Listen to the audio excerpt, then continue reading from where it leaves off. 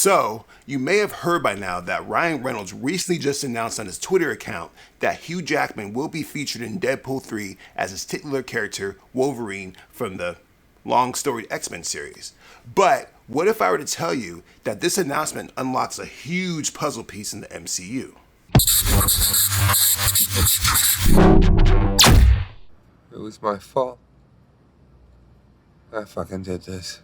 With Ryan Reynolds' new announcement about Wolverine appearing in Deadpool 3, all kinds of possibilities are now being brought to the table. This announcement basically confirms that Deadpool and Wolverine will be in the MCU, but not only that, there's a good chance that the X-Men was now featured in the MCU as well. This means there's a good chance that we will see some of the old X-Men characters make their appearances in Deadpool 3, the same way they did in Deadpool 2. But what does this mean for the ongoing saga of the multiverse? Well, we have Secret Wars coming. And if many of you are familiar, Secret Wars features just about every single Marvel Universe character coming together in a giant battle known as Battle World, depending on what version of Secret Wars you read. With that said, this is the first real announcement of the X-Men existing inside the MCU. So, with Wolverine in Deadpool 3, you can expect to see some type of transition or introduction of the new X-Men in this movie, or at least teasers of that. My theory is, we're going to see a whole bunch of Wolverine variants. Maybe even fan service. Maybe we'll see Daniel Radcliffe as Wolverine. Hell, we may even get some type of cameo from X-23. The point is, by introducing Wolverine to Deadpool 3, we may see a whole bunch of different variants popping out here. And the whole point of this is to set the X-Men when they finally appear sometime after 2025. Because you see, from a studio perspective, Marvel isn't actually allowed to make any X-Men movies until after 2025. The reason of this is because of the contract obligations of the actors, etc. so forth. What the fuck? You think the studio would throw us a bone? One that doesn't end up in my mouth. The first movie made more money than the guy who invented pants. Okay, they can't just dust off one of the famous X-Men. How about that Potts with the giant pigeon wings? What do those do anyway, huh? Carry him 3 feet off the ground to snatch up the nearest muffin crumb? No. All the actors involved in the X-Men projects actually have the ability to back out of their contract before 2025. With Hugh Jackman involved, this sets up a lot of questions as to what's going to happen with the rest of the X-Men characters. My theory, we're going to see an entire reboot. Wait, is that you? The Striker finally figured out how to shut you up. And this very well may be the last appearance that we see Hugh Jackman as Wolverine until Secret Wars. Because I can almost guarantee that we will see Hugh Jackman Wolverine in Secret Wars as well as old versions of the X-Men. But I also believe that we will see a brand new version of the X-Men in this film as well. Ryan Reynolds and Hugh Jackman already have a great relationship, so this movie actually makes a lot of sense on paper, and it's really an interesting way to keep fans interested in waiting for the X-Men to appear in the MCU. Two can play that game. Got it! No, I don't.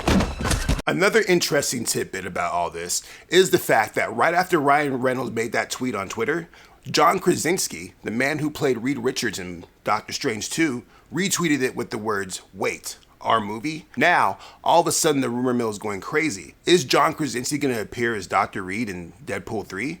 Many are saying that he actually might co-direct the film with Ryan Reynolds, which will be pretty interesting. As many of you know, John Krasinski directed The Quiet Place and many other films. He's actually pretty good behind the camera lens. So it would be an interesting collaboration to see Ryan Reynolds and John Krasinski work together. But from a storyline perspective, Deadpool 3 is arguably one of the most anticipated movies in the entire MCU history, and this may be the perfect opportunity to introduce new timelines, new characters, and brand new universes. So bringing in Reed Richards in this scenario is actually not a bad idea.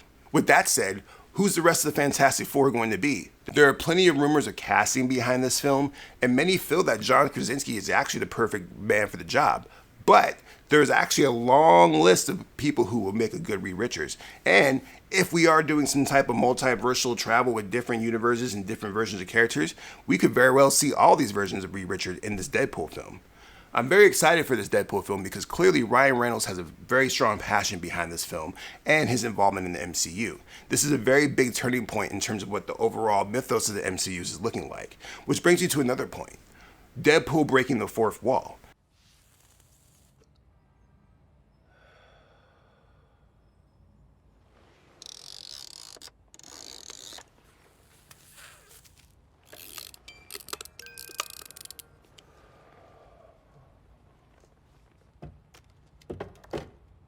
Now, we've already seen this before in Deadpool 1 and Deadpool 2, but with the introduction of She-Hulk and her ability to break the fourth wall, will we see some type of streams cross? Who are they talking to? There's actually a lot of different theories as to where this could be going. If you read the comics, you might be familiar with the One Above All. The One Above All is actually the ultimate being of the entire Marvel Universe. Many say that it's Jack Kirby or Stan Lee, but these guys are the literal creators of every character in the Marvel Universe, and the One Above All is the person who oversees all these Marvel characters in action. In the comic books, it is revealed that oftentimes when Deadpool does break the fourth wall, that he's either talking to Stan Lee or Jack Kirby or the One Above All.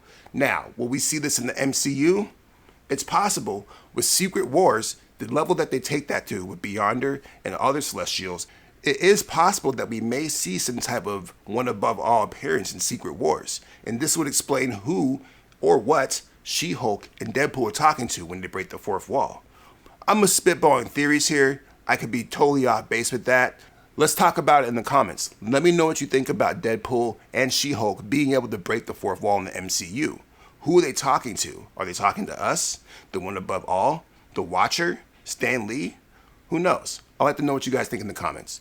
And if you guys enjoyed this video, please like, subscribe, and share. I got a lot more content coming up. Plenty of videos in the works. Go check out my previous videos on Nope, Thor, and The Woman King.